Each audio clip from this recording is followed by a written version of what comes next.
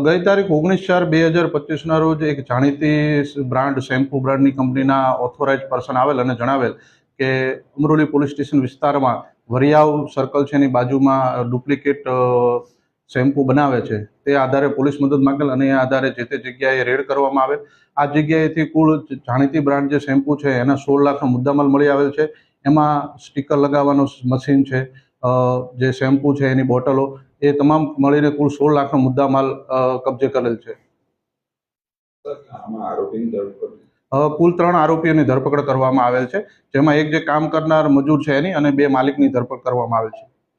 કઈ રીતના શેમ્પુ છે તે પ્રોડક્શન કરતા હતા અને કઈ રીતે બજારમાં વેચતા હતા, ક્યાં આ જે લોકો છે ત્યાં વરિયાવ ખાતે એક હબ બનાવેલું છે. એમાં જે જાણીતી કંપની છે એના સ્ટીકર બનાવતા અને બીજી જગ્યાએ શેમ્પુ બનાવી અને ફ્લિપકાર્ટ દ્વારા ઓનલાઈન વેચાણ અલગ અલગ જે છે એના દ્વારા બનાવતા હતા. કેટલા ટાઈમથી આવતા? અહીંયા 2 મહિનાથી ચાલુ છે અને આમ કુલ 7-8 વર્ષથી આ લોકો આ રીતનો ધંધો કરતા હોય એવું જાણવા મળેલ છે.